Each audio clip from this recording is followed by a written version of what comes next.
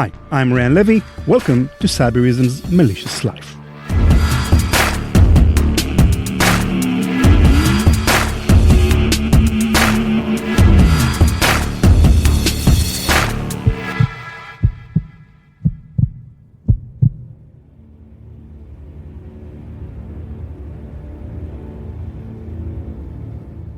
Over the years, we've told the stories of quite a few phishing campaigns, such as Operation Ghost Shell and Operation Aurora, by APTs and similar threat actors.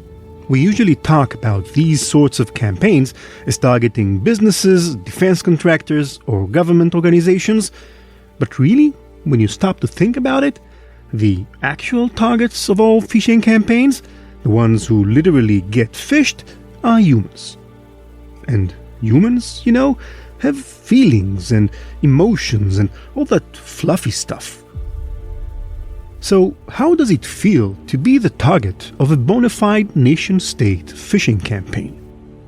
I don't mean your common spray-and-pray phishing campaign of the sort we're used to seeing in our mailboxes.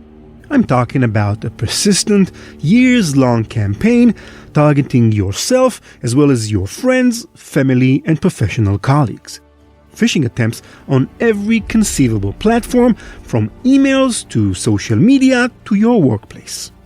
How does it feel to live for years feeling like you have a target mark on your back?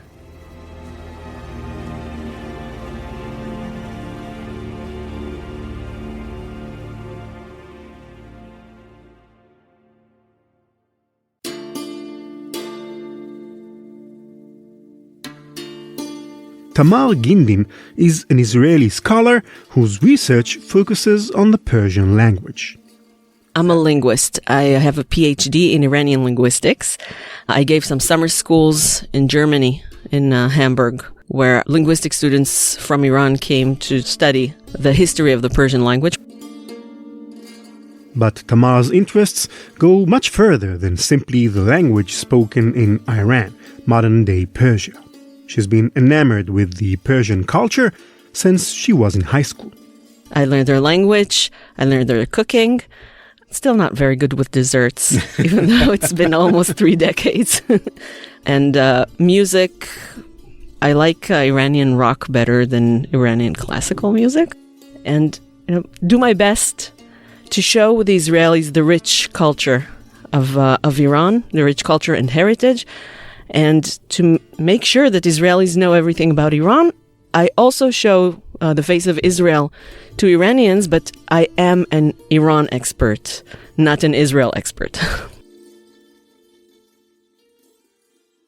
Thamar has a very active Facebook account where she often gets messages from her followers and colleagues around the world, including, occasionally, Iranian scholars and students. One such scholar reached out to her via Facebook Messenger in 2011. When he first contacted me, he said he wants to do joint research with the Esri Center in Haifa University for Iran and Persian Gulf Research, where I am a research fellow. And he wants to do a linguistic research comparing Hebrew and Persian. I'm sorry, there's nothing to compare. I mean, if you compare a lot of languages, Hebrew and Persian can be 2 of them. But you don't compare Hebrew with Persian. It's like comparing, bananas and sofas. And I said, I can't collaborate with you because you're in Iran and it's dangerous for you. I don't want to take it on my conscience that you would be arrested and tortured. Thamar's concern for the man's safety was probably justified. On several occasions in the past, the Iranian authorities arrested people who were accused of being Israeli spies. The 2 countries, who were close allies back in the 1960s and 70s, became bitter enemies after the 1979 Islamic Revolution that culminated with the overthrowing of the ruling monarch, the Shah, and the establishment of a radical Islamic republic. Thamar assumed that her rejection would end the conversation, but a few months later she received a new message from the Iranian scholar who told her that I left Iran and moved to Yerevan in Armenia, and now you have to come meet me because I did it only for you. and you're my best friend. And I'm like, whoa. I didn't say I will collaborate with you if you move out. I said I won't collaborate with you as long as you're in. It's not the same thing. At the time, Thamar assumed that this supposed Iranian scholar was just a random internet weirdo. It never occurred to her that the person or persons she was conversing with was an Iranian intelligence agent, or why he was trying to get her to travel to Yerevan, a town barely 20 miles from the Armenian-Iranian border. It was only much later, when the whole affair blew up, that I asked some experts what could they want. If I had said yes, it could have been anywhere from sending me a link, your ticket is on the drive, and then just, trying to fish for my credentials. Or it could have been sending me a real ticket, and anywhere from kidnapping to recruiting as their, informer. I didn't want to check. wisely. Yeah, I have 3 children. I like them to have a mom as long as possible.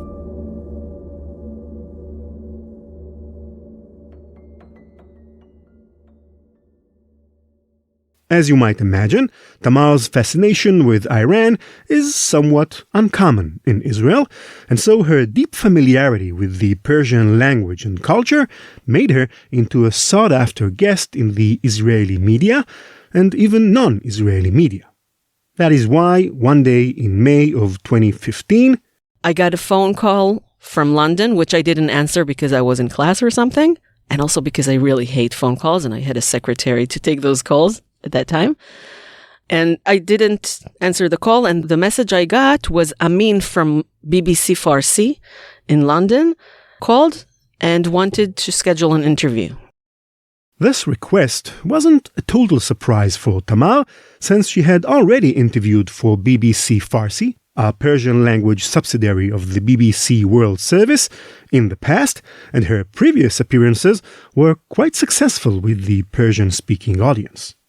She missed the phone call, but later that same day, I did get an email saying we were the BBC Farsi and we want to interview you, and we want to invite you to London, which is also not unheard of because there was a real interview that they wanted to invite me to their studio.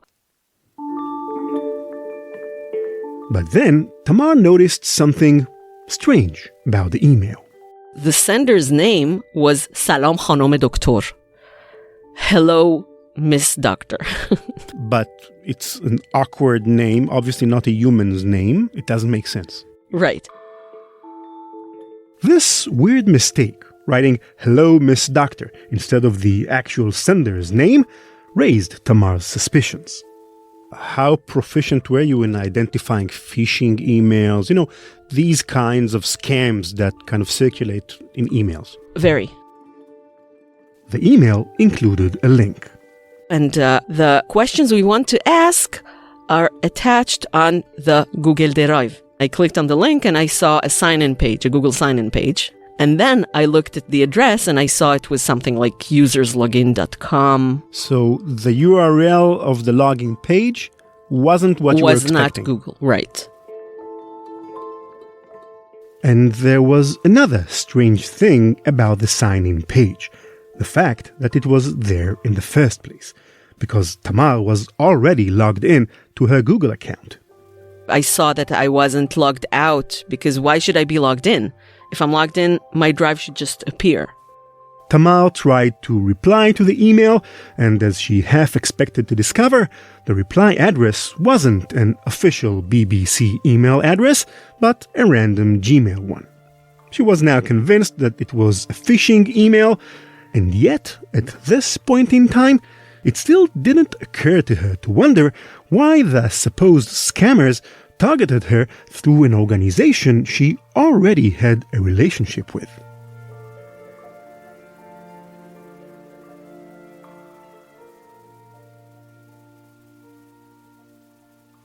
The next morning, I get another email, this time from Weizmann University.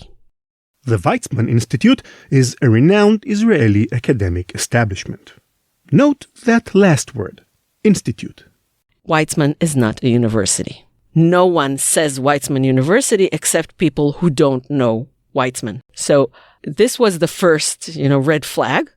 With yesterday's phishing attempt still fresh in her memory, Thamar was now more cautious.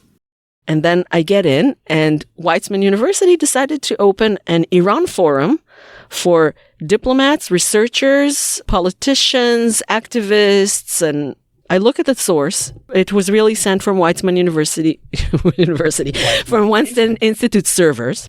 Both the email and the site that I was directed to was in the Weizmann servers. Although it seemed that the email was sent from a legitimate server belonging to the Weizmann Institute itself, Thamar was still suspicious.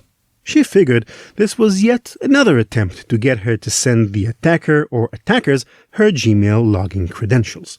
So when she was asked to enter her credentials in yet another sign-in page, I gave them a password. I wrote in Hebrew, sheker kolshehu, some lie. Thamar was toying with her attacker. She literally entered the words some lie in Hebrew in the password field. It's a reference to a comedy sketch from the Israeli equivalent of Saturday Night Live. And then I got the message that you were just given two-factor authentication. So what's the number you got? Of course, I didn't get any MFA because I didn't give them the right password. She forwarded the email she received to a friend of hers who was working at Google at the time. And I said, oh, I got this email. And he saw that there were numbers on the top, and he tried to change the numbers, and we got sign-in pages for all sorts of Israeli politicians. I think Elazar Stern was there. I think Dani Naveh was there. So we understood that something is going on. Elazar Stern and Dani Naveh are two well-known Israeli politicians. It was then that Thamar realized that what she was actually dealing with was not an ordinary phishing scam. It was a massive spear-phishing campaign directed at prominent Israeli public figures, including, it seemed, herself. Going over the names of other victims of the campaign, she noticed that many of them were experts on Iran or Persian culture, a fact which hinted at the possible identity of the assailants, Iranian hackers, or maybe even the Iranian intelligence. Thamar decided to post a public warning about the campaign. I also posted that to Facebook, not the sign-in page for the other people, but the fact that I got it.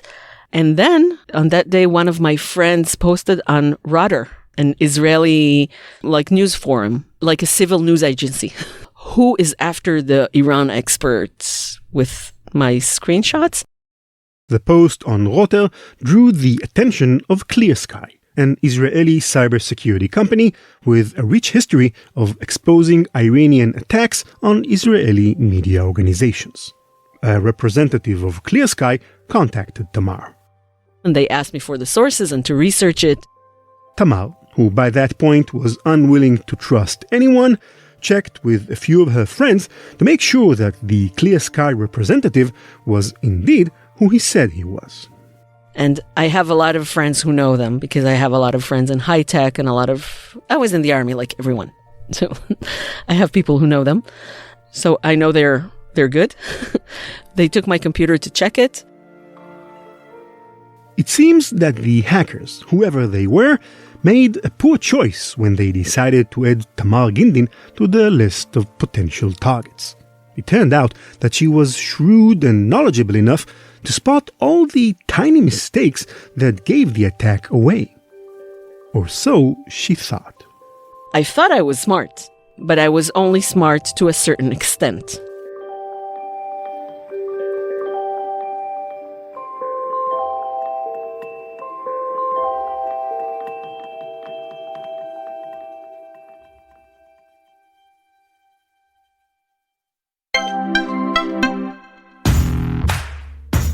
The best strategy for organizations to avoid becoming a victim of ransomware is to prevent the attack from being successful in the first place. Cybereason remains undefeated in the fight against ransomware because it moved beyond alerting to deliver an operation-centric approach that detects and prevents ransomware attacks at the earliest stages of initial ingress and lateral movement. The Cybereason predictive response capability disrupts ransomware attacks prior to data exfiltration and long before the ransomware payload can be delivered. Visit cybereason.com to learn more about predictive ransomware protection and how your organization can realize both increased efficiency and efficacy through an operation-centric approach to security operations.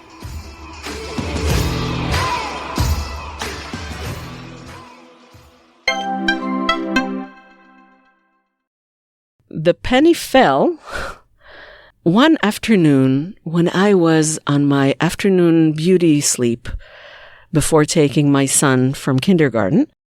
4 days after the previous phishing attempt, Thamar received an alert from Google. I check my email and I see there was a sign-in to a deserted account of mine. So it's not an account I use. It was some email that I long deserted because it turned into a spammery. But even though I don't use it anymore, it woke me up. Like, I just sat up straight and, whoa, what's going on? So that was the first scare. Thamar's attackers were able to gain access to an old email account of hers. But how? She was certain she managed to foil all of her foes' phishing attempts. Thamar hardly had the time to ponder this mystery when a new notification chimed on her phone. And then, when I was on the way to pick my son up from kindergarten, I walked by foot, and I got another email from the secretary of the Esri Center in Haifa University. And it wasn't her Haifa University email, it was a Gmail with her Haifa username. But it's okay because when you send an email to the Hebrew University, you get an answer from Gmail. It's a forwarding-only address. So I explained to myself that maybe she gets her emails in the university from on the university email, but when she sends from home, she sends it from Gmail. It didn't raise any suspicion, but she said, I really liked your interview here. It was a VOA interview in Persian from a few years before. And I know that now, but when I clicked it, it just said, you have to sign in. And I was like, whoa, no. I called the secretary and she said, no, I didn't send it. So the first thing I did was tell the secretary, please write to all your contacts not to open emails from this address. It was then that Thamar learned that Meir Jovdan-Far, one of our colleagues and personal friends, also got an email from this address 2 weeks ago and didn't open it because he realized it was a scam. So I asked Meir to send me the email, and I look at the email, and I'm like, oh my God, I opened it. I got the same email. That email, sent from the secretary's compromised email account, was a reply to a previous correspondence that Thamar was a part of. That is why she never suspected any foul play. But if so, how did Meir figure out that this email was a scam? Well, it all boils down to pure luck. The email included an attachment, a Microsoft Excel spreadsheet, along with a message in Hebrew asking the recipient to fill the attached form. Hebrew, unlike English, is a gendered language, meaning that many verbs have two forms, masculine and feminine.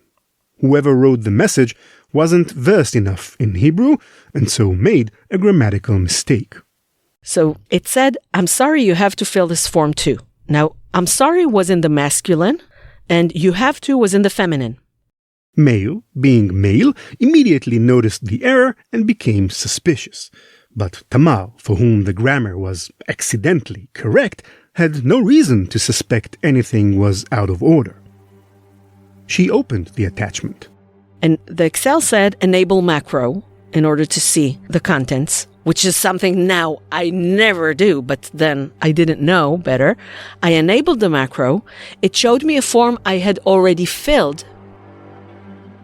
Thamar was baffled that the secretary would send her again a form she had already filled before.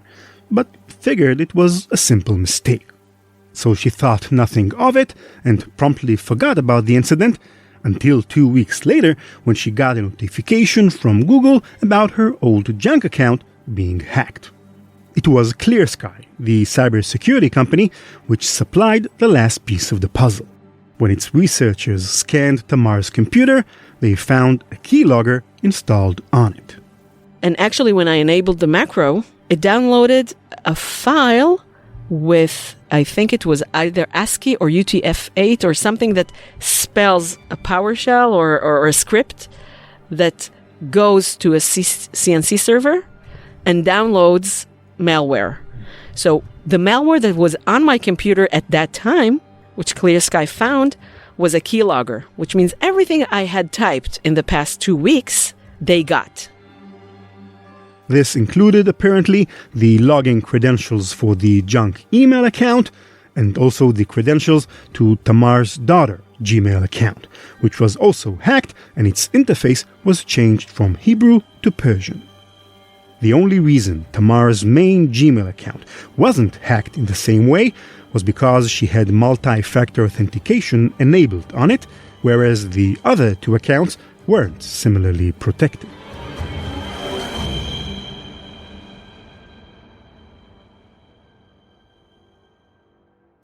ClearSky's investigation of the attack, published in a report titled Thamar Reservoir, named after the vigilant linguist, concluded that, quote, several characteristics of the attacks have led us to the conclusion that an Iranian threat actor is the likely culprit. We assume, though do not have direct evidence, that it is being supported by the Iranian regime or performed by the regime itself. End quote. The report revealed that the spear-phishing campaign targeted some 550 people, mostly academic researchers and practitioners in the fields of counter-terrorism and diplomacy, journalists, and human rights activists. Most of the victims were from Saudi Arabia, another rival of the Iranian regime, and roughly 15% were from Israel. ClearSky also found clear similarities between this attack and a few others carried out by what is probably the same threat actor, such as a 2014 spear-phishing campaign against a different Israeli target. Both targets utilized malware-laced Excel spreadsheets and fake Google sign-in pages. Investigation into the supposed Weizmann Institute Iran forum revealed that the attackers hacked a virtual folder belonging to one of the institute's researchers and used it as part of their phishing campaign. ClearSky also discovered that the Thamar Reservoir campaign probably began as early as 2011. It was this revelation that made Thamar realize that the Iranian scholar who messaged her, trying to get her to travel to Armenia, was in fact not some creepy internet crackpot, and that this wasn't the only attempt to lure her away from Israel. For example, in 2013, she received yet another Facebook message, this time from a female Iranian student. There was another one who presented herself as a student of Hebrew in Turkey, Iranian student of Hebrew in Turkey. She wanted to translate my book to Persian, the Book of Esther Unmasked, which is the one that's also published in English. And I sent her a sample. She didn't translate it well at all, but she started like being my friend and inviting me to places, and she wanted to invite me to lecture in Turkey. And at that time, her messenger messages also became more, I want to invite you to Turkey because it will be a great pleasure and a great honor for me to have you as my guest. She wants to invite me on her expense because her father is a very, very rich carpet trader. A trip to beautiful Turkey, all expenses paid. Sounds amazing, right? Except... And then she said, I have a friend in Hungary who said he had an excellent Hebrew teacher. Is that you? And I'm like, do you know who you're talking to? I was a Hebrew teacher in the 1990s, but it's even not why you approached me. It's like maybe two different people were communicating or conversing with you. I can identify a person's idiolect. Idiolect is like the personal language that defines a person, and especially if they write in Penglish. Penglish is Persian and English letters, and because it has no convention, each person writes it a little bit differently. And then the weirdo also wrote to me that he wants me to come to this conference on his account and be his guest because he's a speaker, and he used the same language. It's the same person. Further investigation by Clear Sky revealed that the supposed student's profile picture was actually a picture of a Russian model. Amazingly, the uncovering of their phishing campaign didn't convince Thamar's attackers to end their attempts, even after Clear Sky released an official report about the Iranian campaign. There was one day, I think it was on 2017, that I got like 6 or 7 phishing emails that were all the same and all very clearly phishing emails. I immediately sent them to my contact in Clear Sky, and then I saw that before I told him, he told me that there's a phishing campaign going on right now. To make it harder for the Iranians to phish them, Thamar and her colleagues update each other on any new phishing attempts. It's like a network that whenever one of your friends gets targeted, you can inform them if they haven't been hacked already. Thamar tries to take these constant attempts lightly, making fun of her attackers, like this relatively recent phishing attempt. I got an email from my dear colleague and friend for almost 3 decades that we're friends, and I really love him, but we're just friends. I got an email from him saying, "Can you help me understand what they say on this tweet?" Now, I know that Raz Tzimet doesn't speak Persian, but he understands everything. And I know it because I interviewed him once on Radissin, and we only had to translate what he said. We didn't have to translate the questions. He understands. He understands everything. He follows all Persian, all Iranian media, all speeches. And I also saw that it wasn't exactly his email address. So I wrote to them, "Oh, darling, you know that I like helping you understand better than just giving you the solution. So tonight when we meet, I will help you understand it and I'll ask you questions." And last night was amazing.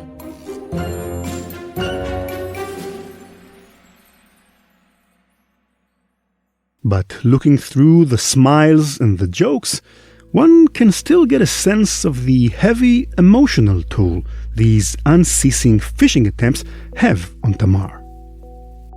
We're laughing, right? But you've been under constant attack for the past 7 years now, at least. How does that make you feel? On one hand, I'm a little bit paranoid. I'm very cautious, very, very cautious. I don't go abroad. I consulted with people who know a thing or two about security, and they said, we recommend you don't go to conferences or summer schools with your name on the schedule. So what's the point? And don't go to conferences or summer schools where Iranians are also present. I'm an Iranist. There's no such thing as going to conferences without Iranians. And I know that most of my friends, the personal friends, I think all of my personal friends are okay. But first, you can never know. And if they're bad, both virtual and real, if they're bad, it's dangerous for me. If they're good, it's dangerous for them. Because once I am a target and I am followed, they would want to see who I meet. So I don't want to do that to them. You're saying basically that now that I've contacted you and we've spoken over WhatsApp, whatever, I am a target as well. I don't know. I don't know if they're in my phone. The basic assumption, my work assumption, is that they're everywhere. So, for example, when my kids go abroad, they don't send me pictures until they leave the place where they took pictures in. When my kids go for a trip abroad, we have like a keyword. We say they're in Turkey or in Antalya. And it doesn't matter where they are in the world, we always say Turkey. And I went abroad very few times, only on personal events. I never posted it to Facebook before, only when I went to the States, because the States is considered safer than Europe. I didn't take my computer, I didn't take my phone. I borrowed a phone and I bought a temporary SIM card in the post office, or a local SIM card. And I borrowed someone else's computer, or when we went to England, we bought my daughter a computer that got there. So I'm very cautious not to travel with devices that may indicate my place. The fact that Thamar had managed to elude her attackers for such a long time is first and foremost due to her quick thinking and attention to detail. But also because, well, as luck would have it, the Iranians who tried to phish her were simply not very good at it. Their numerous grammatical mistakes and clumsy handling of the Facebook Messenger conversations gave them away almost each and every time. That's why, ironically, Thamar gets stressed when a few months go by without a new phishing attempt. They're still trying it every time my friends, because we have a network of Iranists in Israel and we share, attempts we get. Every time my other friends get attempts, my colleagues get phishing attempts, and I don't, I get stressed out because I said maybe they're not after me because they're already inside. So that's very stressful. I'm always happy to get phishing emails to let me know that I'm still in the clear. That's one way of figuring that out.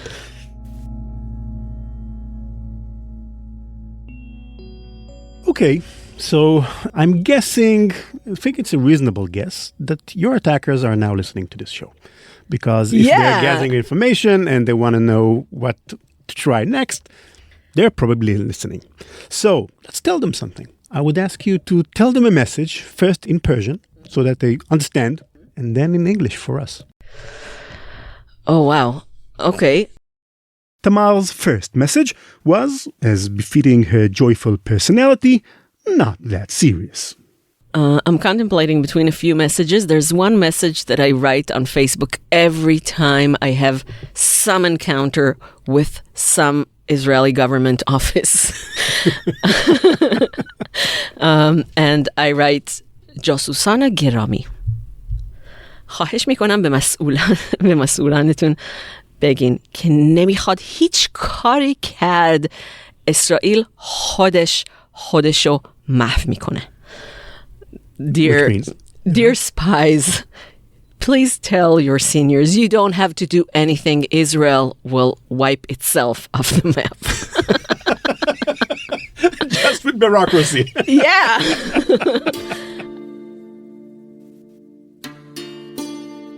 Her second message was a bit more optimistic. میدونم که شما فقط کارتون رو انجام میدین که من هم کار خودم رو انجام میدم و برای من واقعا مثل بازیه. شما هم بازی های خیلی خوبی هستین، خیلی دوست دارم با شما بازی کنم و امیدوارم که روزی بیاد که بتونیم بازی های دیگری با همدیگر بازی کنیم، بازی های دوستانه تر. I know that you're only doing your job and I'm only doing my job. And I like you. I think like we're playing a game. And I hope that one day we can play normal games.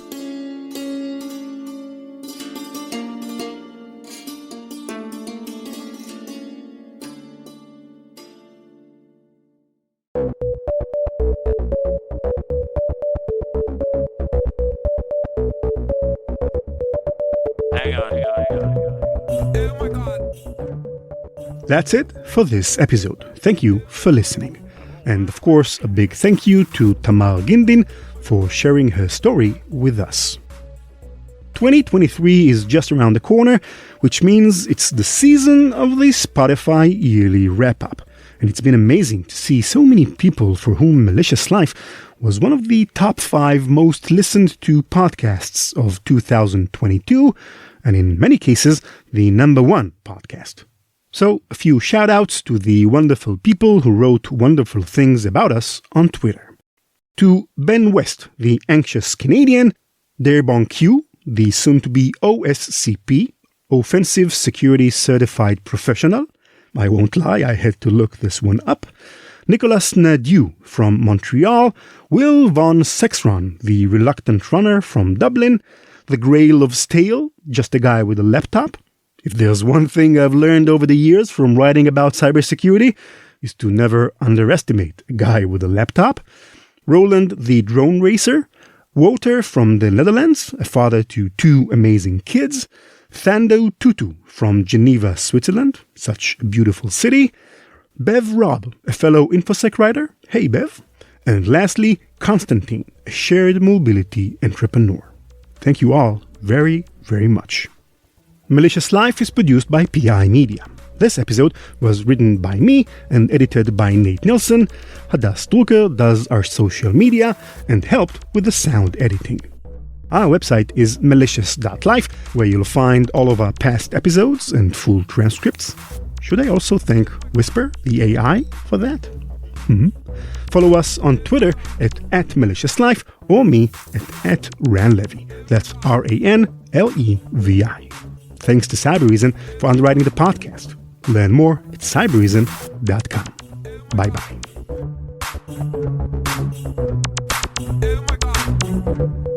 CK Music.